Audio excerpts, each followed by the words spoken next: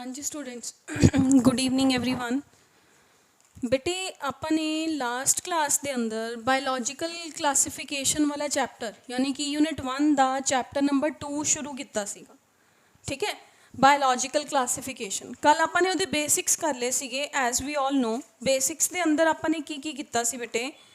Basics ਦੇ ਅੰਦਰ ਆਪਾਂ ਨੇ ਇਹ ਕਹਿਤਾ ਸੀਗਾ ਕਿ ਬਾਇਓਲੋਜੀਕਲ ਕਲਾਸੀਫਿਕੇਸ਼ਨ ਦਾ ਕਨਸੈਪਟ ਫਸਟ ਟਾਈਮ ਕਿਹਨੇ ਦਿੱਤਾ ਸੀਗਾ। ठीक है, फिर उस तो बाद फस्ट टाइम देने तो बाद बायोलॉजिकल क्लासीफिकेशन के अंदर जेडे चेंजेस आए सीगे। ठीक है, मतलब फस्ट टाइम देने तो बाद फस्ट दसता एरिस्टोटल ने कि आप बायोलॉजी नू क्लासीफाई करिए, कंसैप्ट आ गया। फिर उस तो बाद उन्होंने वेरीअस साइंटिस्ट्स ने आर्टिफिशियल नैचुरल तो फाइलोजनैटिक क्लासीफिकेशन के अकॉर्डिंग आप शुरू होए। आप 2 किंगडम क्या, फिर आप क्या 3 किंगडम। ठीक है, साइंटिस्ट भी अपने को चेंज हो के आए। ठीक है, हैकल आया, फिर अपने को जड़ा है we have is the next scientist आया विटेकर जिन्हें फाइनली आपू 5 किंगडम क्लासीफिकेशन है जी देती सी। ठीक है, तो अपने को कुछ इस तरीके दे नाल 1 बाय 1 करते हुए अपने को 5 दे 5 सिस्टम्स ने जोड़े आपने स्टडी किए। 2 पहले आपने आइडिया लिया एरिस्टोटल तो, फिर आपने क्या सी लिनस आया। सी लिनस ने दसता कि क्लासीफिकेशन 2 तरीके दे नाल कर सकते हैं। ठीक है, उन्हें नैचुरल सिस्टम है जोड़ा वो चकना शुरू करता, पहला आर्टिफिशियल सीगा। फिर उस तो बाद 3 किंगडम हैकल ने दिता, 4 किंगडम आया कोपलैंड ने दिता, फिर 4 तो बाद 5 किंगडम आया विटेकर ने दिता। ठीक है, 5 किंगडम के अंदर आपने अरेंज कर लिया कि भाई सब तो पहले मोनरा है, फिर प्रोटिस्टा है, फिर अपने को प्रोटिस्टा तो फरदर डाइवर्सिफिकेशन हो जाती है। आप 5 की मतलब जी फंजाई है वो भी किते ना किते प्रोटिस्टा तो ही इवॉल्व आउट हुई है। प्लांट्स ने जोड़े वो भी किते ना किते प्रोटिस्टा तो इवॉल्व आउट होए ने। एंड जोड़े एनिमल्स ने वो भी मतलब हायर ऑर्डर वाल चलते गए। ठीक है, यानी कि आप कुछ एवें प्लेस कर सकते हैं, सब तो नीचे मोनरा, उस तो उपर प्रोटिस्टा, एंड प्रोटिस्टा तो बाद आ फंजाए, आ प्लांटे ते आ एनीमेलिया आ गया। ठीक है, दिस वन इज ये 5 किंगडम सी। उस तो बाद आपने क्या कि कार्ल वूज नाम का साइंटिस्ट सीगा जिन्हें कहा कि बई 6 किंगडम्स भी बन सकते हैं, जिदे अंदर आप 6 किंगडम्स के अंदर 6th किंगडम है जोड़ा वो अगर आप मोनरा नू डिवाइड कर दिए। ठीक है, मोनरा नू डिवाइड कर दो यू बैक्टीरिया एंड आर्के बैक्टीरिया के अंदर। फिर उन्हें वो इत्थे भी सैटिस्फाई नहीं होया सीगा, उन्होंने की कहा कि 3 डोमेन्स भी पॉसिबल ने कि आप यू बैक्टीरिया का डोमेन 1 बना दिए, आर्के बैक्टीरिया का डोमेन 2 बना दिए, तो बाकी जोड़े सारे सिस्टम्स बच गए उन्होंने सबनों इको ही डोमेन के अंदर रख दो।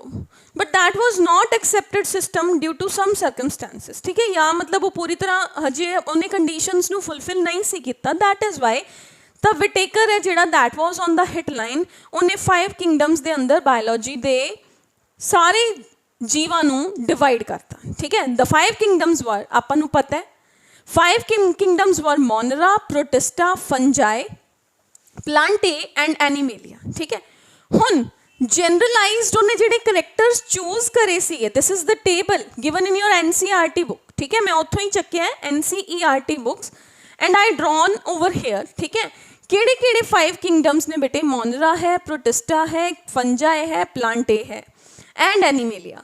5 करैक्टर्स जोड़े उन्हें चूज किते सीगे they were cell type of the cell. कला मोनरा पढ़ांगे आप जिहदे अंदर आप प्रोकैरियोटिक सैल पढ़ांगे, बाकी सारे rest all the 4 are eukaryotic cells. ठीक है, बाकी सारे यूकैरियोट्स ने। That is why Carl Woese ने क्या सीगा कि प्रोकैरियोट्स नू एक डोमेन दे अंदर रख दो।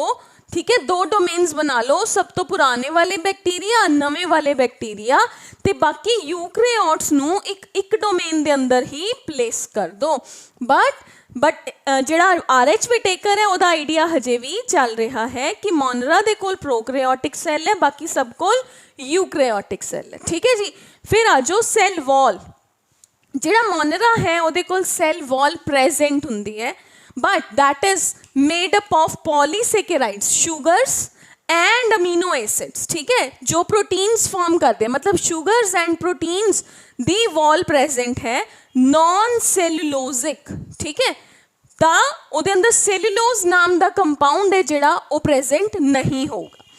ਫਿਰ ਪ੍ਰੋਟਿਸਟਾ ਦੇ ਅੰਦਰ ਉਹ ਕਹਿੰਦਾ ਕਿ ਸਭ ਦੇ ਕੋਲ ਸੈਲ ਵਾਲ ਪ੍ਰੈਜ਼ੈਂਟ ਨਹੀਂ ਹੁੰਦੀ, ਤਾਂ ਪ੍ਰੋਟਿਸਟਾਸ ਤਾਂ ਕਨਫਿਊਜ਼ਡ ऑर्गेनिजम्स ने, ठीक है, क्योंकि प्रोटिस्टा एक ऐसा किंगडम सीगा बेटे जिहदे अंदर कुछ एनीमल्स दे फीचर्स भी ने, आपां पढ़ांगे, कुछ प्लांट्स दे फीचर्स भी ने। तां सैल वॉल इहदे अंदर प्रेजेंट इन सम, कुछ दे अंदर तां सैल वॉल प्रेजेंट होगी, कुछ दे अंदर सैल वॉल प्रेजेंट नहीं होगी। This is a generalised.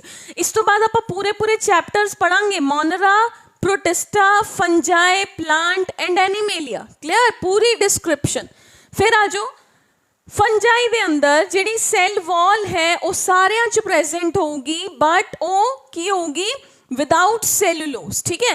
हुण अपने कोल है प्लांटे दे अंदर सैल वॉल प्रेजेंट है, बट वो एंटायरली सैलूलोज, मतलब that would be cellulosic cell wall, ठीक है, made up of cellulose, that is the name of the chemical compound, ठीक है। तो अपने कोल आ गया एनीमल्स, एनीमल्स दे कोल सैल वॉल है जिहड़ी वो ऑलवेज एबसेंट ही होगी, ठीक। Now next is nuclear membrane. Monera दे कोल आपां कर चुके हैं ना, याद करो आपां ने कित्थे कीता, प्रोकैरियोटिक सैल वाले चैप्टर दे अंदर कीता। कहानी उत्थों दी शुरू करो, आपां ने क्या सीगा कि ਉਹਦੇ ਕੋਲ न्यूक्लियर मैम्ब्रेन प्रेजेंट ही नहीं हुंदी, तां ही तां आपां ਉਹਨੂੰ प्रोकैरियोटा किया सीगा ना। ਤਾਂ न्यूक्लियर मैम्ब्रेन इज एबसेंट, बाकी सब क्योंकि हैगे यूकैरियोट्स ने तो इन्हां दे कोल nuclear membrane is present and present. Body organisation, फिर आ जाओ पिछले चैप्टर ते प्रोकैरियोटा के केस च आपां ने क्या सीगा कि बॉडी है जिहड़ी सिंगल एनवेल्प सिस्टम है, सैलूलर है। इत्थे भी सिंगल आपां प्रोटिस्टा च तुसीं पढ़ोगे बेटे सिंगल सेल्ड यूकैरियोटिक ऑर्गेनिज्म, तो सैलूलर बॉडी। अगे जाऊंगी तो कॉम्पलैक्सिटी होंदी जाऊगी, ठीक है। मल्टी सेल्ड बॉडी है फंजाई दे कोल, प्लांट्स दे कोल टिश्यूज बनने शुरू हो जाएंगे, एनीमल्स दे कोल अपने कोल तो ऑर्गन्स भी प्रेजेंट नहीं, ऑर्गन सिस्टम प्रेजेंट है पूरा दा पूरा, clear. Next is mode of nutrition. जिहड़ा मोनरा है इहदे अंदर न्यूट्रिशन दा केस देखिए तो हाई वेरीएबिलिटी है, सब तो ज़्यादा variations are present in case of nutrition in monerans, ठीक है। अगर उन्हां दे कोल लाइट प्रेजेंट है तो भी अपना फूड आपे बना लेंगे। ऑटोट्रॉफिक ने, ऑटोट्रॉफिक भी दो तरह के, लाइट प्रेजेंट होगी, कुछ दे कोल पिगमेंट प्रेजेंट है, लाइट प्रेजेंट है, फूड बना लिया। कुछ दे कोल लाइट नहीं प्रेजेंट, केमिकल्स प्रेजेंट है, तो भी अपना फूड अपने आप सिंथेसाइज कर लिया। Means they can be photo autotrophic, they can be chemo autotrophic and they can be heterotrophic, दूसरों के उपर डिपेंडेंट भी हो सकते हैं, क्लियर।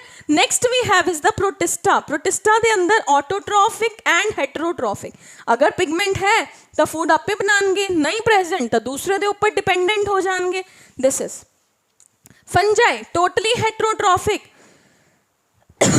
दूसरे ते ही डिपेंडेंट है, मोस्टली डेड एंड डिकेइंग के ऊपर डिपेंडेंट है, डेड सबसटेंसेस तो अपना फूड लेंदी है, ठीक। उस तो बाद आ गया Plantae, autotrophic and animals heterotrophic, आप पता ऑलवेज दूसरे ते ही डिपेंडेंट है, ठीक है बेटे।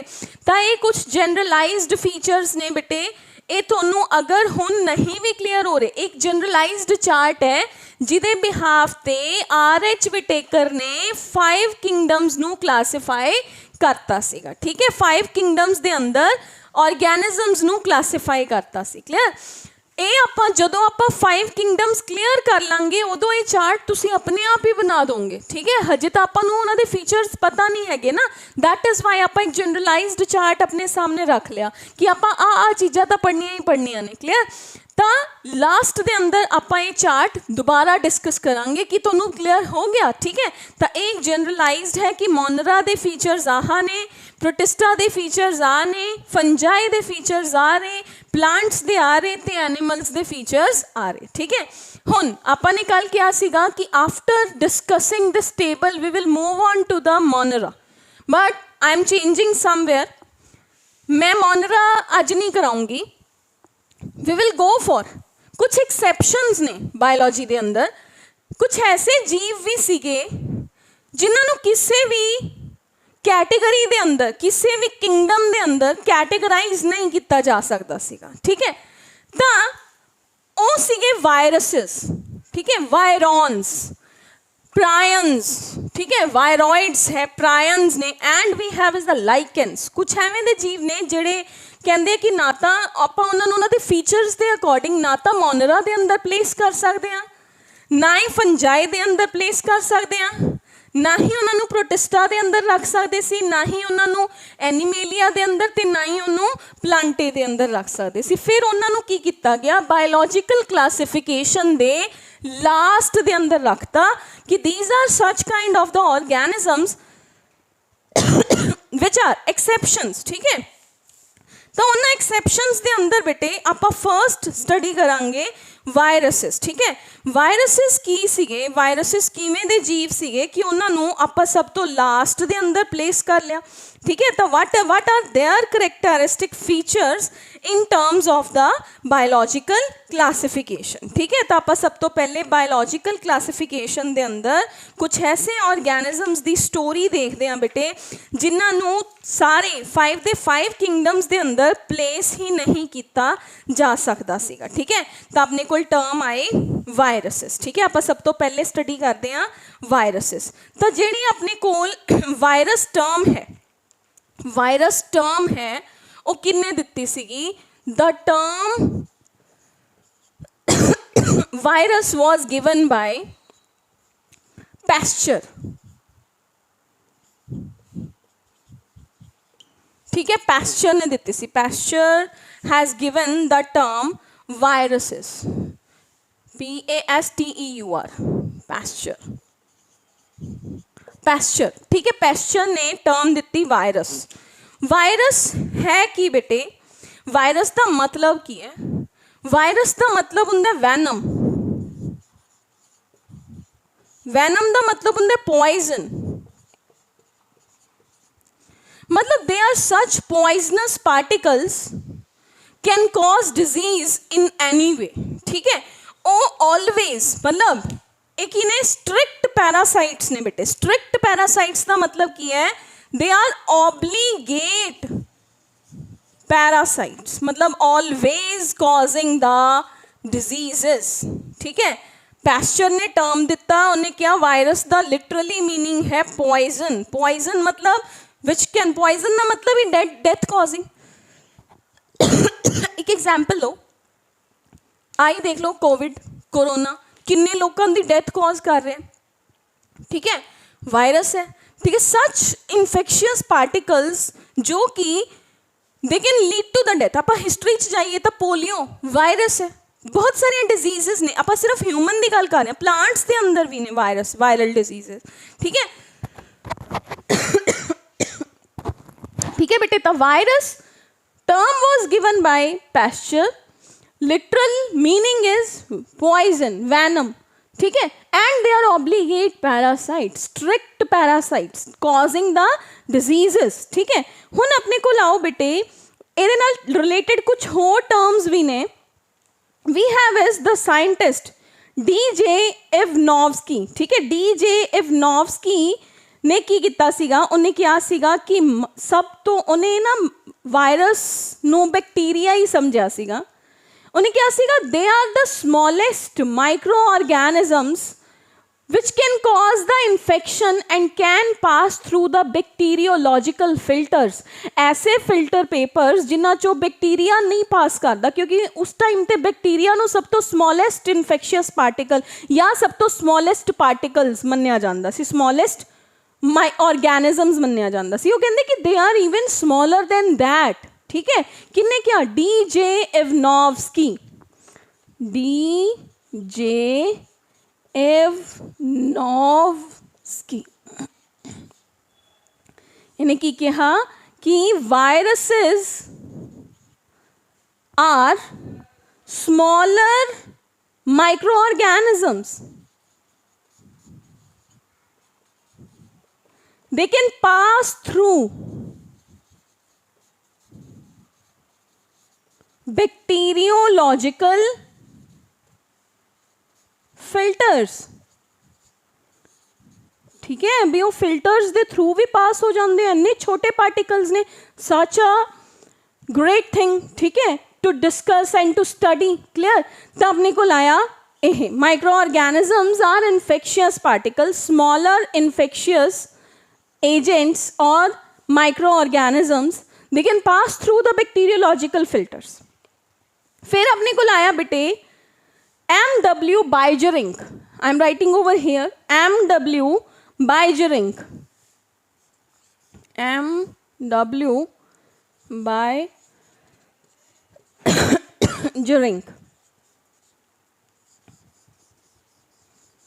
ਇਹਨੇ ਇੱਕ ਲਾਈਨ ਦਿੱਤੀ ਵਾਇਰਸਿਸ ਨੂੰ ਲੈ ਕੇ ਵਿਚ ਇਜ਼ ਵੈਰੀ ਹਿਟ ਲਾਈਨ, ਉੱਤੇ ਪੇਪਰ 'ਚ ਕੁਐਸਚਨ ਵੀ ਆ ਜਾਂਦਾ, ਤੁਹਾਨੂੰ MCQs ਆਉਂਦੇ ਨੇ ਨਾ, ਉਹਨਾਂ 'ਚ ਆ ਜਾਂਦਾ. ਦ ਨੇਮ ਆਫ ਦ ਲਾਈਨ ਵਾਜ਼, ਪਹਿਲੇ ਆਪਾਂ ਐਕਸੈਪਸ਼ਨਸ ਕਰਦੇ ਹਾਂ, ਫਿਰ ਆਪਾਂ ਮੋਨਰਾ ਸ਼ੁਰੂ ਕਰਾਂਗੇ ਬੇਟੇ, ਠੀਕ ਹੈ. ਕੰਟੇਜੀਅਮ ਵੀਵੀਐਮ ਫਲੂਇਡੀਅਮ, ਕੰਟੇਜੀਅਮ ਵੀਵੀਐਮ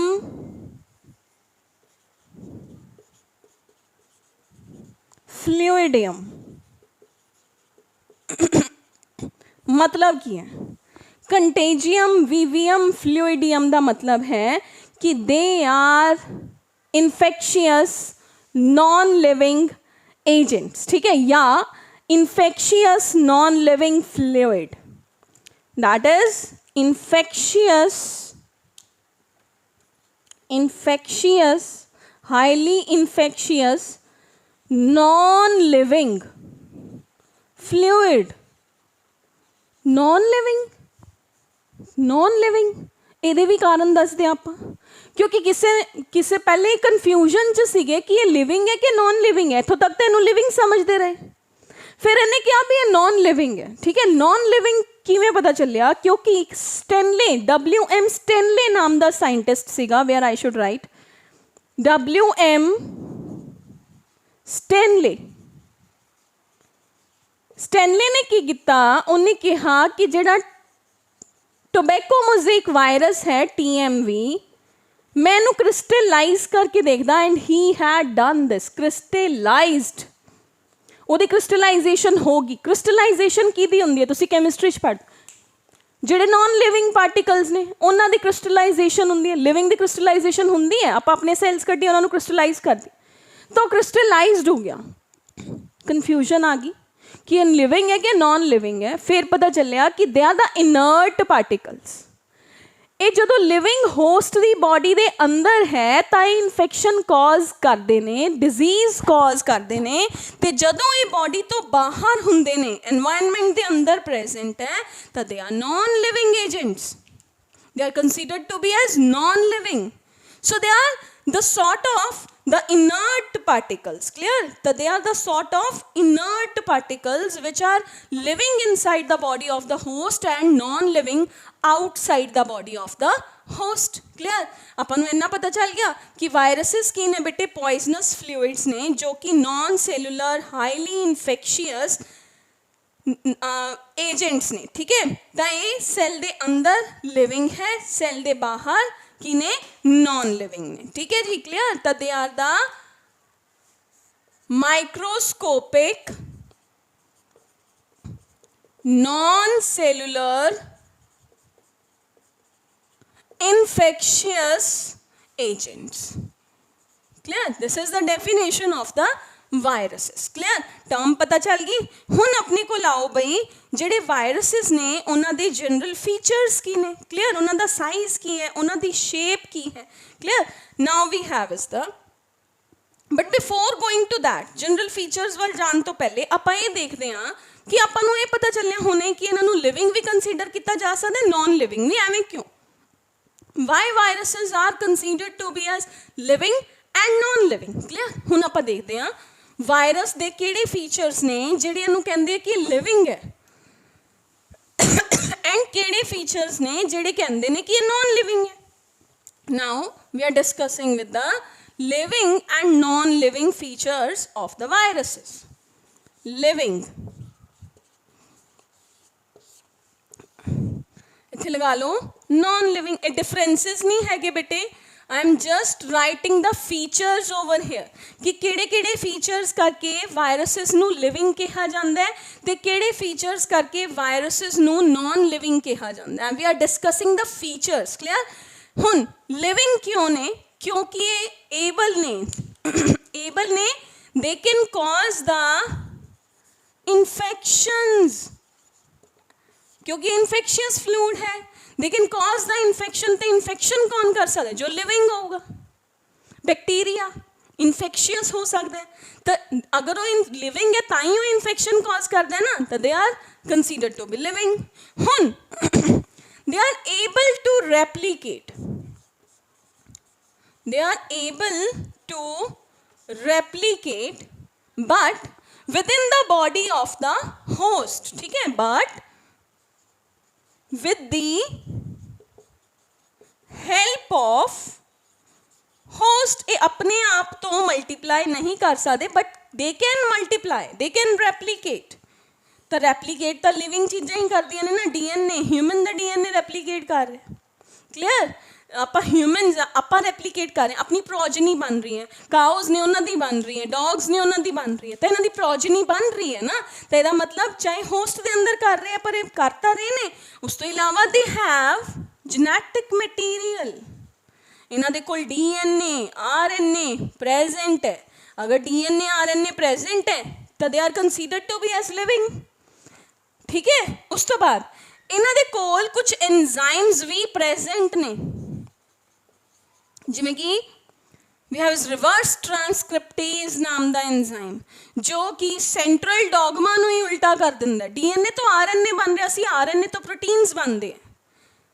ਠੀਕ ਹੈ, ਸੈਂਟਰਲ ਡੋਗਮਾ याद रखना है। व्हाट इज सेंट्रल डॉगमा करांगे आप किता भी होना, शायद किते ना किते मैं जरूर डिस्कस किया होगा। सेंट्रल डॉगमा की होंगे बायोलॉजी के अंदर कि हमेशा डीएनए तो आरएनए बनूगा, आरएनए तो प्रोटीन्स बननगे। एक ही करते आरएनए तो डीएनए बना देंगे, क्यों? क्योंकि इन्होंने को कुछ एंजाइम्स प्रेजेंट।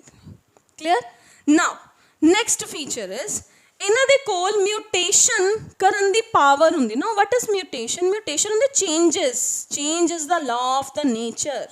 ਆਪਾਂ अपनी बॉडी के अंदर चेंजेस ने, तो they have the power of the mutation. Clear? They can mutate there DNA. ठीक है, जिवें हुण फॉर एग्जाम्पल फिर आ जाओ कोविड-19 ते। ਆਪਾਂ ਪਹਿਲੇ ਕਿਹਾ कोविड-19 आया जी, वो 80 साल 70 साल के लोगों को इन्फेक्ट कर रहे हैं। फिर थोड़ी देर बाद सब कुछ नॉर्मलाइज हो गया। फिर क्या उनके स्ट्रेन ने जिहड़े, जो दा डीएनए है, जो दा स्ट्रेन है, जेनेटिक मटीरियल, वो म्यूटेट हो गया पॉपूलेशन के अंदर आके। ਹੁਣ ਉਹ 40s ਵਾਲੇ ਲੋਕਾਂ ਨੂੰ ਵੀ ਇਫੈਕਟ ਕਰ ਰਹੇ ਆ। ਕਲੀਅਰ? ਹੁਣ ਦੇਖੋ ਤੀਸਰੀ ਸਟੋਰੀ ਕਹਿ ਰਹੇ ਨੇ ਆਉਣ ਵਾਲੀ ਹੈ, ਉਹਦਾ ਡੀਐਨਏ, ਉਹਦਾ ਜੈਨੇਟਿਕ ਮਟੀਰੀਅਲ, ਨਾਟ ਡੀਐਨਏ, ਜੈਨੇਟਿਕ ਮਟੀਰੀਅਲ। ਠੀਕ ਹੈ, ਉਹ ਫਿਰ ਮਿਊਟੇਟ ਹੋਊਗਾ, ਚੇਂਜ ਹੋਊਗਾ, ਬੱਚਿਆਂ ਨੂੰ ਇਫੈਕਟ ਕਰਨਾ ਸਟਾਰਟ ਕਰ ਦੋਗਾ। ਠੀਕ ਹੈ, that is the power of the mutation in the body of the virus. Clear? ਤਾਂ ਆਪਣੇ ਕੋਲ म्यूटेशन ਵੀ ਸ਼ੋ ਕਰ ਰਹੇ। ਉਸ ਤੋਂ ਬਾਅਦ अगर आप उन्होंने कोई हायर रेडिएशन या कुछ वेव्स दिने मेडिसिन दिने, तो they can be killed. They can be killed. Kill कौन होंगे? जो लिविंग होंगे। नॉन लिविंग है कि मैं इस बोर्ड के उपर मुक्की मारा, बोर्ड की डेथ हो जाऊगी? नो, क्योंकि ये नॉन लिविंग है। किल कौन होंगे? जो लिविंग होंगे। तो they are considered to be as living due to presence of these features. Clear? Non living क्यों ने? क्योंकि अपने आप अपना कोई मैटाबॉलिज्म, अपनी कोई प्रोसैस ही नहीं कर सकते। आप कर रहे हैं ना, अपनी बॉडी के अंदर अपने आप हो रही ने सारिया प्रोसैसिस हो रही ने। काऊ की बॉडी के अंदर हो रही है, बैक्टीरिया की बॉडी के अंदर हो रही है। क्लियर? इस तो बाद की एग्जाम्पल है, प्लांट की बॉडी के अंदर हो रही ने। क्लियर? तो इन्हों के कोल अपना अपने आप कोई मैटाबॉलिज्म नहीं है। No metabolism, no protoplasm, living material, fluid, cytoplasm. ठीक है, वो प्रेजेंट ही नहीं है। ठीक, उस तो बाद आ जाओ, कोई ग्रोथ नहीं है। No growth is there. No growth, कोई ग्रोथ नहीं शो कर रही उन्होंने body. No growth is there. Clear? उस तो बाद आ जाओ, अगर कोई ग्रोथ नहीं हो रही तो लिविंग किवें हो? तो नॉन लिविंग ही है ना, तो लिविंग्स तो ग्रोथ शो करते ही करते हैं। उस तो बाद कोई no energy producing as well as storing system। Body ਦੇ ਅੰਦਰ ਕਿਤੇ એનર્ਜੀ ਨਹੀਂ ਬਣ ਰਹੀ, ਕਿਤੇ એનર્ਜੀ ਸਟੋਰ ਹੋਣ ਦੀ ਜਗ੍ਹਾ ਨਹੀਂ ਹੈਗੀ। ਜਦੋਂ ਤੱਕ ਉਹ ਲਿਵਿੰਗ ਦੇ ਅੰਦਰ ਹੈ ਉਦੋਂ ਤੱਕ ਹੀ ਉਹ ਉਹਦੀ ਹੀ એનર્ਜੀ ਨੂੰ ਯੂਜ਼ ਕਰੀ ਜਾ ਰਹੇ ਹੈ। Clear? They are considered to be as non living. ਉਸ ਤੋਂ ਬਾਅਦ ਦੇ ਕੈਨ ਬੀ ਕ੍ਰਿਸਟਲਾਈਜ਼ਡ। ਮੈਂ ਪਹਿਲਾਂ ਹੀ ਦੱਸਤਾ, ਸਟੈਨਲੀ ਨੇ ਕਿਹਾ ਦੇ ਕੈਨ ਬੀ ਕ੍ਰਿਸਟਲਾਈਜ਼ਡ। ਕ੍ਰਿਸਟਲਾਈਜ਼ਡ ਕੌਣ ਹੁੰਦੇ ਨੇ? ਨਾਨ ਲਿਵਿੰਗ ਪਾਰਟੀਕਲਸ ਕ੍ਰਿਸਟਲਾਈਜ਼ਡ ਹੁੰਦੇ ਨੇ। ਤਾਂ ਇਹ ਸਾਰੇ ਫੀਚਰਸ ਕੀ ਕਹਿ ਰਹੇ ਨੇ ਕਿ ਉਹ ਨਾਨ ਲਿਵਿੰਗ ਹੈ, ਇਹ ਸਾਰੇ ਫੀਚਰਸ ਕਹਿ ਰਹੇ ਨੇ ਕਿ ਉਹ ਲਿਵਿੰਗ ਨੇ। So they are the particles considered between living and non living, यानी कि viruses are inert particles. Clear? They are the inert particles. Clear? Now ਆਪਾਂ ਨੂੰ ਇਹ ਪਤਾ ਚੱਲ ਗਿਆ ਵਾਇਰਸ ਦੇ ਜਨਰਲ ਫੀਚਰਸ ਕੀ ਨੇ। They are ਓਬਲੀਗੇਟ ਪੈਰਾਸਾਈਟਸ, they can cause the diseases. ਠੀਕ ਹੈ, ਇਸ ਤੋਂ ਬਾਅਦ ਆਪਣੇ ਕੋਲ ਕੀ ਹੈ, ਇਹ ਆਪਾਂ ਇਹਨਾਂ ਦਾ ਕਲਚਰ ਕਰ ਸਕਦੇ ਹਾਂ। They can be cultured on the living cells only. ਜੇ ਆਪਾਂ ਇਹਨਾਂ ਨੂੰ ਦੇਖਣਾ ਹੈ ਤਾਂ ਆਪਾਂ ਲਿਵਿੰਗ ਸੈੱਲ ਨੂੰ ਇਨਫੈਕਸ਼ਨ ਕਰਾਵਾਂਗੇ, ਫਿਰ ਆਪਾਂ ਵਾਇਰਸ ਨੂੰ ਸਟੱਡੀ ਕਰ ਸਕਦੇ ਹਾਂ। They can be cultured on living. ਇਹ ਵਾਇਰਸ ਦਾ ਜਨਰਲਾਈਜ਼ਡ ਫੀਚਰ ਹੈ। ਠੀਕ ਹੈ, ਹੁਣ ਆਪਾਂ ਇਹਦੇ ਜਨਰਲ ਫੀਚਰਸ ਦੇਖਦੇ ਹਾਂ ਬੇਟੇ। ਇਹ ਤਾਂ ਹੋ ਗਿਆ ਕਿ ਉਹ ਲਿਵਿੰਗ ਹੈ ਜਾਂ ਨਾਨ ਲਿਵਿੰਗ ਹੈ। ਮੈਨੂੰ ਇਹ ਪਤਾ ਚੱਲ ਗਿਆ ਕਿ ਉਹਦੇ ਕੋਲ ਲਿਵਿੰਗ ਦੇ ਫੀਚਰਸ ਵੀ ਨੇ ਤੇ ਨਾਨ ਲਿਵਿੰਗ ਦੇ ਫੀਚਰਸ ਵੀ ਨੇ। Now we are moving toward the general features of the viruses. Now we are moving toward the general features या general characters of the virus. ठीक है, वायरस दे जनरल कैरेक्टर्स की होंदे ने। Now some general characteristics of viruses. Viruses दे कुछ general characters की है कि क्लियर, उन्होंने साइज की है, उन्होंने शेप की है। क्लियर? नाउ फर्स्ट इज कि वायरसेस ने जेड़े, as I told you earlier, they are smallest microscopic infectious particles. ठीक है, ये वायरस का जनरल करैक्टर है जो दी डेफिनेशन भी है। Clear? Second is they are parasites at gene level. ठीक है, दे आर ऑब्लिगेट मतलब strict parasites. They cannot show growth. ठीक है, they cannot grow by their own. उस तो बाद आ गया they can be cultured. अगर आप उन्होंने कल्चर करना, उन्होंने स्टडी करना, they can be cultured on living cells। ठीक है, उन्होंने आप बिना लिविंग सेल्स तो स्टडी नहीं कर सकते क्योंकि वो इनर्ट है, फिर तो नॉन लिविंग है, फिर वो कुछ शो ही नहीं करूँगा। क्लियर? उस तो बाद आ जाओ बेटे साइज। जो इन्हों का साइज है ना बेटे, स्मॉलेस्ट जो अपना जनरल साइज है ना, वो वेरीएबल है। आप ये कह सकते हैं वेरीएबल साइज।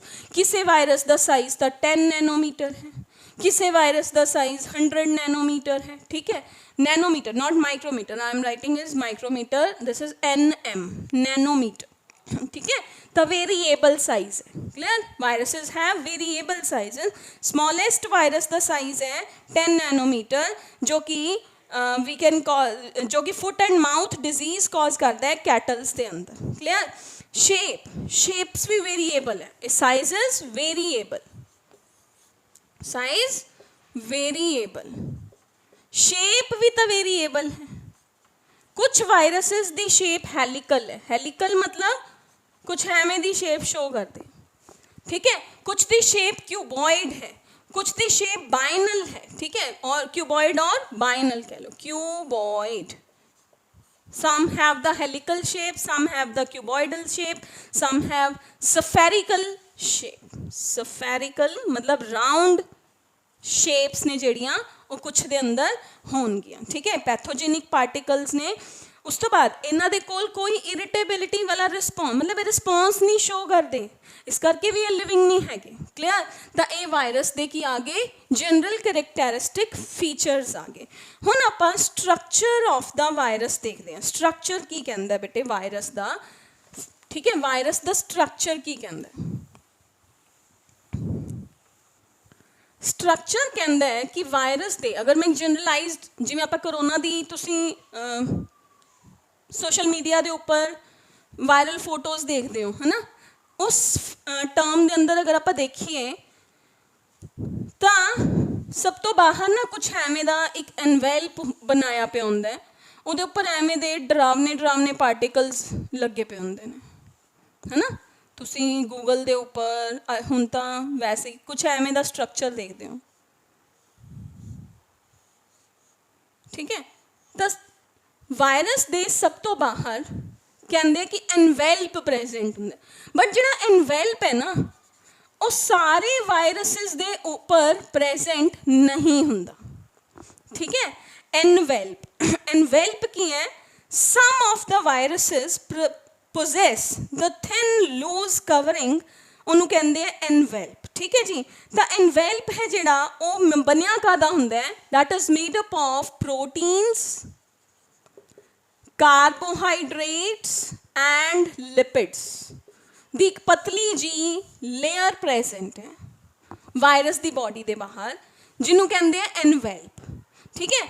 ਐਨਵੈਲਪ ਦੇ ਅੰਦਰ ਜਿਹੜੇ ਸਮਾਲਰ ਸਬ ਯੂਨਿਟਸ ਨੇ ਜੋ ਜੁੜ ਕੇ ਐਨਵੈਲਪ ਫਾਰਮ ਕਰਤੇ हैं, मतलब एक यूनिट है जो कि प्रोटीन कार्बोहाइड्रेट लिपिड दी बनी हो, जुड़ी फिर अगली जुड़ी अगली जुड़ी अगली जुड़ी, इन्हों सब ने मिलके आ बाहर वाला स्ट्रक्चर बनाता जिन्हों में क्या एनवेल्प। पर फिर आप कह रहे हैं कि एनवेल्प सब के अंदर प्रेजेंट ही नहीं होंदा, पर एनवेल्प दी सब यूनिट्स ने जिहड़ियां उन्होंने आप कहने पेप्लोमीयर्स,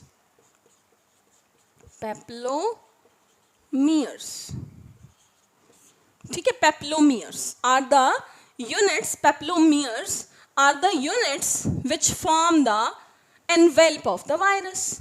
एनवेल्प मतलब बाहर एक प्रोटेक्शन है, तो एनवेल्प कुछ वायरसेस के अंदर प्रेजेंट होंगे जिमें कि HIV, हरपीस, ठीक है। Herpes, herpes is a disease, herpes जिन्हों जनेऊ कहते हैं, ਉਹਦੇ ਵਾਇਰਸ ਦੇ ਬਾਹਰ ਇਹ ਕਵਰ ਪ੍ਰੈਜ਼ੈਂਟ ਹੈ। HIV ਦੇ ਵਾਇਰਸ ਦੇ ਬਾਹਰ ਇਹ ਐਨਵੈਲਪ ਪ੍ਰੈਜ਼ੈਂਟ ਹੁੰਦਾ, ਐਗਜ਼ਾਮਪਲਸ ਆ। ਬਾਕੀਆਂ ਕੋਲ ਨਹੀਂ ਹੁੰਦਾ ਐਨਵੈਲਪ। ਐਨਵੈਲਪ ਦੇ ਨੀਚੇ ਕੀ ਹੈ? ਇੱਕ ਫਿਰ ਇੱਕ ਲੇਅਰ ਪ੍ਰੈਜ਼ੈਂਟ ਹੈ ਜਿਹਨੂੰ ਆਪਾਂ ਕਹਿੰਦੇ ਆ ਕੈਪਸਿਡ। ਕੈਪਸਿਡ ਕੀ ਹੈ?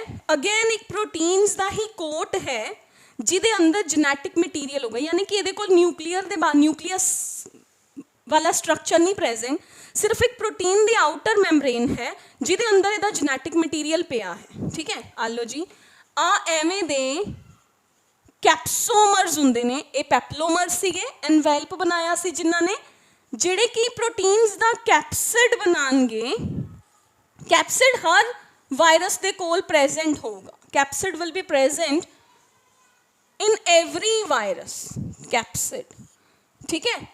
जिदे नीचे की प्रेजेंट है, जिदे अंदर की प्रेजेंट है, इहदा जेनेटिक मटीरियल प्रेजेंट है, ठीक है। जेनेटिक मटीरियल कुछ भी हो सकता है, इहदा जेनेटिक मटीरियल है, ठीक है। हुण देखो genetic material virus to virus vary करता है।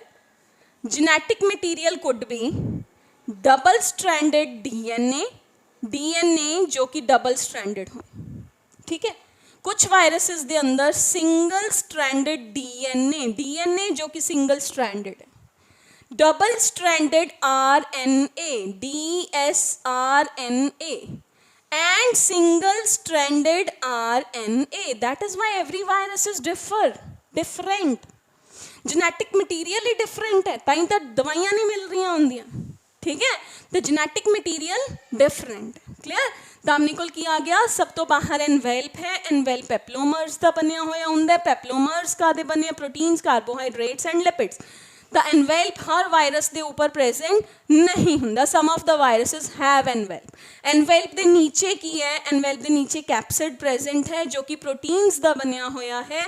कैप्सिड के जिहड़े यूनिट्स ने उन्होंने कैप्सोमर्स कहते हैं, ठीक है जी। तो कैप्सिड हर वायरस के कोल प्रेजेंट होगा। कैप्सिड नीचे प्रेजेंट की है? Genetic material. कैप्सिड एक्चुअली वो जेनेटिक मटीरियल नू प्रोटेक्शन ही तो दे रहा है वायरस से, क्लियर।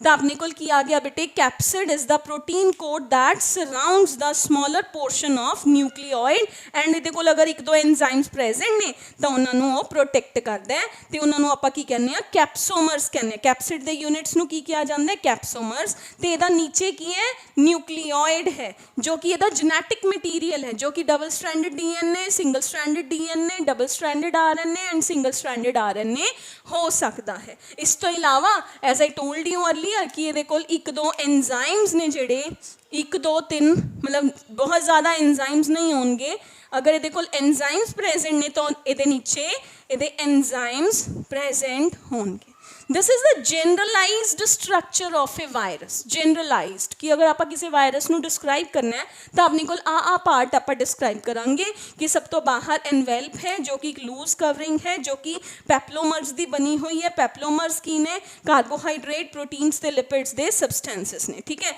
वो हर वायरस के अंदर प्रेजेंट नहीं हुंदा क्लीयर जिन्हां दे कोल एनवेल्प प्रेजेंट ही नहीं हुंदा उन्हां नू नेकेड वायरसेस कहा जांदा नंगे वायरसेस ठीक है मतलब जिन्हां दा प्रोटीन है जिहड़ा वो डायरैक्ट एनवायरनमेंट दे कॉन्टैक्ट दे अंदर प्रेजेंट है क्लियर नेक्स्ट है कैप्सिड कैप्सिड में की क्या होने कैप्सोमीयर्स का बनया होया है जो कि प्रोटीन है जो ਉਹਦੇ न्यूक्लियोइड नू जो ਉਹਦੇ डीएनए नू ਉਹਦੇ आरएनए नू प्रोटेक्ट करके रख रहा है ठीक है डीएनए ਦੇ ਨਾਲ ਉਹਦੇ ਕੋਲ ਹੋਰ ਕੀ है जेनेटिक मटीरियल ਦੇ ਨਾਲ ਹੋਰ ਕੀ प्रेजेंट है कुछ एक एंजाइम्स प्रेजेंट ने 1 2 3 number of enzymes are present ठीक है जी हुण अपने कोल आ जाओ क्लासिफिकेशन ऑफ द वायरसिस नू क्लासीफाई किवें कर सकते हो कि वो कितनी कैटेगरीज के अंदर डिवाइडेड है देखो मैं हुणे इत्थे की किया double stranded DNA single stranded DNA double stranded RNA single stranded RNA तो वो जेनेटिक मटीरियल के अकॉर्डिंग आप दो कैटेगरीज के अंदर क्लासीफाई कर लें कि अगर तो डीएनए है तो डीऑक्सी वायरसिस है अगर आरएनए है जेनेटिक मटीरियल तो राइबो वायरसिस ने ठीक है तो आप इनू क्लासीफाई किवें कर सकते हैं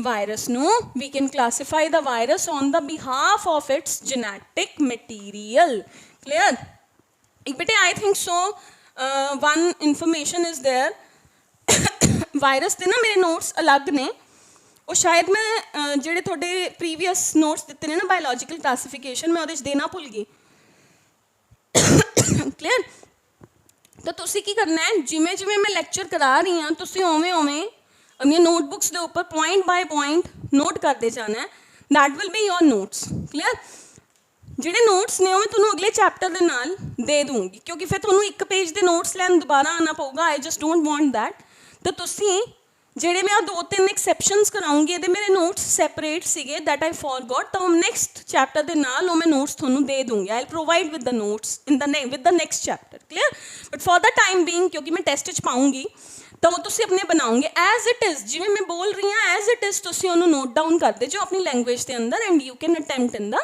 टेस्ट ठीक है हुण आ जाओ बेटे classification of the virus classification of virus classification का मतलब आपको पता चल गया किसी भी चीज़ को वर्गीकरण करना क्लासीफाई करना दो कैटेगरीज के अंदर आप वायरस को क्लासीफाई करते हैं अगर डीएनए जेनेटिक मटीरियल है तो अगर आरएनए जेनेटिक मटीरियल है तो अगर डीएनए है तो डीऑक्सी वायरा डीऑक्सी वायरा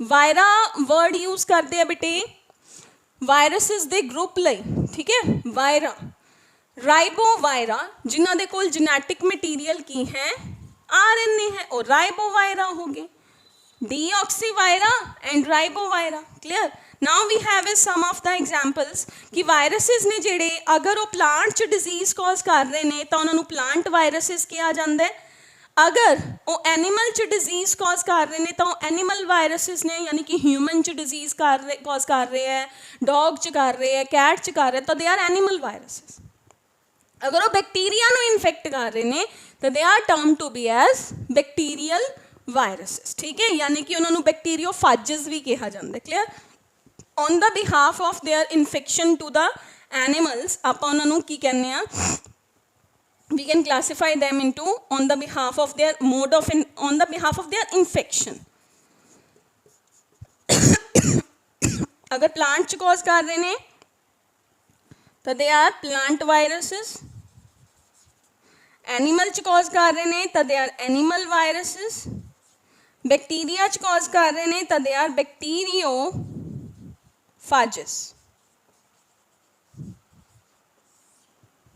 क्लियर है they are termed to be as bacteriophages clear now अगर आप plants की गल करिए अल्ट्रा मतलब we are talking about is the plant viruses तो प्लांट्स के अंदर डिजीज़ कॉज करने वाले जोड़े वायरसिस ने वो मोस्ट क्लासिकल एग्जाम्पल है बेटे TMV that is tobacco mosaic virus ठीक है, tobacco mosaic virus that causes the disease of mosaicism in case of the tobacco plants. ठीक है, तो हुण आपां ओहदी स्ट्रक्चर देखते हैं TMV वायरस की। ਜਿਹੜਾ TMV ਵਾਇਰਸ ਹੈ ਨਾ ਬੇਟੇ, ਉਹਦੀ ਸਟਰਕਚਰ ਹੈ ਨਾ ਜਿਹੜੀ, ਉਹ ਰॉड ਸ਼ੇਪਡ ਹੁੰਦੀ ਹੈ, ਲੌਂਗ ਸਿਲੰਡਰੀਕਲ ਰॉड ਸ਼ੇਪ ਹੈ, ਜਿਹਦੇ ਅੰਦਰ ਜੋ ਦਾ ਜੈਨੇਟਿਕ ਮਟੀਰੀਅਲ ਹੈ ਉਹ RNA ਹੈ। ਠੀਕ ਹੈ, ਇਹਦੇ ਕੋਲ ਕੋਈ ਐਨਵੈਲਪ ਨਹੀਂ ਪ੍ਰੈਜ਼ੈਂਟ ਹੁੰਦਾ। ਕਲੀਅਰ, ਆਪਾਂ ਡਿਸਕਸ ਕਰਨੇ ਆ structure of TMV which comes under the plant viruses. ठीक है, यानी कि वो वायरस जो प्लांट्स च डिजीज़ कॉज करता है उन्होंने मैं TMV यानी कि प्लांट वायरस की कैटेगरी च रख रही हूँ। स्ट्रक्चर किमें दी है, long cylindrical type of the virus और long rod like virus. First virus सीगा बेटे जिन्हों स्टेनले ने क्रिस्टलाइज किया सीगा, first virus which was crystallised by Stanley. Clear, ਇਹਦੀ ਸਟਰਕਚਰ ਕੀ ਕਹਿੰਦੀ ਹੈ, ਇਹਦੇ ਅੰਦਰ ਕੁਛ ਐਵੇਂ ਦੇ, ਇਹਦੇ ਕੋਲ no envelope is there, no envelope. ਠੀਕ ਹੈ, ਇਹਦੇ ਕੋਲ ਕੀ ਪ੍ਰੈਜ਼ੈਂਟ ਸੀਗੇ, ਕੈਪਸਿਡ ਪ੍ਰੈਜ਼ੈਂਟ ਹੈ। ਮਤਲਬ ਕੈਪਸਿਡ ਮਤਲਬ ਐਵੇਂ ਬਾਹਰ ਗੋਲ ਗੋਲ ਕੈਪਸਿਡ ਦੇ ਯੂਨਿਟਸ ਪ੍ਰੈਜ਼ੈਂਟ ਹੁੰਦੇ ਨੇ, ਅੰਦਰੋਂ ਦੀ ਨਾ ਇਹ ਹੌਲੋ ਹੈ। ਹੌਲੋ ਮਤਲਬ ਅੰਦਰ ਜਗ੍ਹਾ ਹੈ, ਉਸ ਜਗ੍ਹਾ ਦੇ ਅੰਦਰ ਕੀ ਹੈ, ਇਹਦਾ RNA ਹੈ ਜੋ ਕਿ ਉੱਪਰੋਂ ਦੀ ਆਪਾਂ ਐਵੇਂ ਦਿਖਾ ਦਿੰਦੇ ਹਾਂ ਡਾਇਗਰਾਮ ਦੇ ਅੰਦਰ, ਤਾਂ ਉਹ ਅੰਦਰ ਤੱਕ ਪ੍ਰੈਜ਼ੈਂਟ ਹੈ, ਲੌਂਗ ਰਨ 'ਚ ਪ੍ਰੈਜ਼ੈਂਟ ਹੈ ਇਹਦੀ ਸਟਰਕਚਰ ਦੇ ਅੰਦਰ। ਤਾਂ these units are called as capsomers and this is the genetic material of rod shaped TMV which was crystallized first by the Stanley। ਇਹਦਾ genetic material है RNA। क्लियर है, तो this is the structure of the TMV virus. ठीक है, जिहदे अंदर की है, सिंगल स्ट्रैंडेड RNA का मॉलिक्यूल प्रेजेंट है जो कि प्लांट के अंदर, टोबैको प्लांट के अंदर मोज़ेकिज्म कॉज करता है। वायरस का नाम है टोबैको मोज़ेक वायरस। ये एवें दी गोले गोले वाली स्ट्रक्चर्स होंदियां ने, इन्हों कहते कैप्सोमियर। सेंटर च एक कैविटी है, I can not draw like that, तो वो पूरा अंदर तक सिंगल स्ट्रैंडेड RNA है जोड़ा वो प्रेजेंट होंगे। Clear, that's it. ठीक है, हुण आप अगे चलते हैं। We have is the some animal viruses, इन्हां दी आपां एग्जाम्पल्स याद करांगे। एनीमल वायरस अपने स्ट्रक्चर नहीं याद करनी। एनीमल वायरसिस आ हो गया plant virus TMV, plant virus TMV। Now we have is some animal viruses दियां एग्जाम्पल। एनीमल वायरस के अंदर लगा लो common influenza virus, influenza virus, common cold जिहड़ा कॉज करता, सर्दी जुखाम खांसी, दैट इज TMV। इस तो बाद देखो अपने कोल तां वाधू सारे एंजाइम्स ने। ह्यूमन च तां पोलियो वायरस, पोलियो कॉज करता है। रेबीज़ वायरस जो रेबीज़ डिजीज़ कॉज करता है। ठीक है, there are very much examples in the body of the animals which are causing the diseases to the animals. Clear? Third is plant, animal, bacteria. Bacteria ਦੇ ਅੰਦਰ ਜਿਹੜੇ viruses infection cause ਕਰਦੇ ਹੈ ਉਹਨਾਂ ਨੂੰ bacterial viruses या और bacteriophage भी कहा जाता है, which can cause the infection in the bacterias are called as the bacteriophages. Clear, जिमें कि फॉर एग्जाम्पल अपने कोल की है ईकोलाई, एक बैक्टीरिया है जिहदे उपर जनरली अगर कोई वायरल डिजीज़ स्टडी करने ना तो सब तो पहले उन्होंने इन्फेक्ट करा देंगे वायरस नाल लैब च, तो सब तो ज़्यादा इन्फेक्शनस कॉज करता है। ठीक है, तो बैक्टीरियल वायरसिस के अंदर जी एग्जाम्पल है बेटे वो अपने को है we have is the T4 phage कहते या उन्होंने we have is the T2 phage. T2 phage की स्ट्रक्चर की होंगी है, ये स्ट्रक्चर जनरली अपने को कोलाई फाज कहते हैं इनू, तो ये जी स्ट्रक्चर है जनरली वो अपने को टैडपोल लाइक स्ट्रक्चर है। वी हैव इज़ टैडपोल, लंबी स्ट्रक्चर है जिदे उपर एक हैड है, नीचे एक रॉड है, रॉड के नीचे एक अटैचमेंट प्लेट है, वो नीचे एवें दे टेल फाइबर्स प्रेजेंट होंगे ने, सेंटर च इहदा जेनेटिक मटीरियल है जिहड़ा वो प्रेजेंट है। क्लियर, तो अपने कोल अगैन ये कोल की प्रेजेंट है कैप्सिड, कैप्सिड के अंदर DNA प्रेजेंट है, ਉਹਦੇ ਨੀਚੇ ਇਹਦਾ ਇੱਕ ਕਾਲਰ ਇਹਦਾ ਕਾਲਰ ਪ੍ਰੈਜ਼ੈਂਟ ਹੈ, ਨੀਚੇ ਅਟੈਚਮੈਂਟ ਪਲੇਟ ਹੈ ਜਿਹਦੇ ਉੱਪਰ ਟੇਲ ਫਾਈਬਰਸ ਪ੍ਰੈਜ਼ੈਂਟ ਹੋਣਗੀਆਂ। ਯਾਨੀ ਕਿ ਮੰਨ ਲਓ ਇੱਕ ਬੈਕਟੀਰੀਆ ਹੈ, ਇਹਦੇ ਉੱਪਰ ਆ ਕੇ ਜਦੋਂ ਇਹ ਵਾਇਰਸ ਬੈਠਾ ਤਾਂ ਇਹ ਆਪਣੀਆਂ ਫਾਈਬਰਸ ਨੂੰ ਇੱਥੇ ਲਗਾ ਲੈਂਦਾ ਐਵੇਂ। ਫਿਰ ਇਹ ਕੀ ਕਰਦਾ ਹੈ, ਇਹਦੀ ਜਿਹੜੀ ਅਟੈਚਮੈਂਟ ਪਲੇਟ ਹੈ ਇਹ ਨੀਚੇ ਮਤਲਬ ਇੱਥੇ ਇੱਕ ਫਲੈਕਸੀਬਿਲਿਟੀ ਹੈ, ਇਹ ਨੀਚੇ ਹੁੰਦਾ ਹੋਇਆ ਇਹ ਆਪਣਾ ਜੈਨੇਟਿਕ ਮਟੀਰੀਅਲ ਬੈਕਟੀਰੀਆ ਦੇ ਅੰਦਰ ਛੱਡ ਦਿੰਦਾ ਹੈ, ਜਿਹਦੇ ਨਾਲ ਬੈਕਟੀਰੀਆ ਦੀ ਬਾਡੀ ਦੇ ਅੰਦਰ ਇਨਫੈਕਸ਼ਨ ਹੋ ਸਕਦੀ ਹੈ। ਠੀਕ ਹੈ, ਯਾਨੀ ਕਿ ਬੈਕਟੀਰੀਆ ਦੇ ਅੰਦਰ ਅਗਰ ਆਪਾਂ ਸਟੱਡੀ ਕਰਨਾ ਹੈ ਤਾਂ ਇਨ ਦਿਸ ਵੇ ਆਪਾਂ ਉਹਨੂੰ ਇਨਫੈਕਸ਼ਨ ਕਾਜ਼ ਕਰਾ ਦਿੰਦੇ ਹਾਂ। ਠੀਕ ਹੈ, ਤਾਂ we have is a tadpole like virus, ਜਿਹਨੂੰ T2 ਫਾਜ ਪਾਰਟੀਕਲ ਵੀ ਕਹਿ ਦਿੰਦੇ ਜਾਂ ਕੋਲਾਏ ਫਾਜ ਵੀ ਕਹਿ ਦਿੰਦੇ ਹੈ। ਤਾਂ ਇਹਦੀ ਸਟਰਕਚਰ ਹੈ ਜਿਹੜੀ ਉਹ ਕੁਛ ਇਸ ਤਰ੍ਹਾਂ ਦੀ ਹੈ। ਇਹਦੇ ਕੋਲ ਕੀ ਹੈ, ਉੱਪਰ ਸਭ ਤੋਂ ਪਹਿਲੇ ਇੱਕ ਹੈਡ ਲਾਈਕ ਸਟਰਕਚਰ ਹੈ ਜੋ ਕਿ ਪ੍ਰੋਟੀਨੇਸ਼ੀਅਸ ਹੈ, ਜਿਹਦੇ ਅੰਦਰ ਇਹਦਾ ਡਬਲ ਸਟ੍ਰੈਂਡਡ DNA ਪ੍ਰੈਜ਼ੈਂਟ ਹੈ। ਕਲੀਅਰ, ਨੀਚੇ ਇਹਦੀ ਇੱਕ ਲੌਂਗ ਟੇਲ ਲਾਈਕ ਸਟਰਕਚਰ ਹੈ, ਰॉड ਹੈ, ਰॉड ਦੇ ਨੀਚੇ ਅਟੈਚਮੈਂਟ ਪਲੇਟ ਹੈ, ਅਟੈਚਮੈਂਟ ਪਲੇਟ ਦੇ ਨਾਲ ਟੇਲ ਫਾਈਬਰਸ ਜੁੜੀਆਂ ਹੋਈਆਂ ਨੇ। ਤਾਂ this is bacterial phage. Clear ਹੈ, ਮੈਂ ਵੈਸੇ ਤਿੰਨੋਂ ਦੱਸਤੇ, plant, animal and bacterial viruses. Clear ਹੈ ਬੇਟੇ, ਵੈਸੇ ਹਜੇ ਵਾਇਰਸ ਪੂਰਾ ਨਹੀਂ ਹੋਇਆ, ਹਜੇ ਵਾਇਰਸ ਪੂਰਾ ਹੀ ਨਹੀਂ ਹੋਇਆ। ਹਜੇ ਵਾਇਰਸ ਦੇ ਅੰਦਰ ਆਪਾਂ ਨੇ ਰੀਪਰੋਡਕਸ਼ਨ ਡਿਸਕਸ ਕਰਨਾ ਬੇਟੇ, but lecture I think so ਕਾਫੀ ਲੰਬਾ ਚਲਾ ਗਿਆ। ਇੱਥੋਂ ਤੱਕ ਦੇਖ ਲਓ, ਕਿਉਂਕਿ ਜੇ ਮੈਂ ਹੋਰ ਕਰਾਇਆ ਫਿਰ ਆਊਟ ਆਫ ਦਾ ਖਾਨਾ ਚਲਾ ਜਾਂਦਾ ਹੈ, ਤਾਂ ਦੈਟ ਇਜ਼ ਵਾਈ ਇੱਥੋਂ ਤੱਕ ਕਰੋ।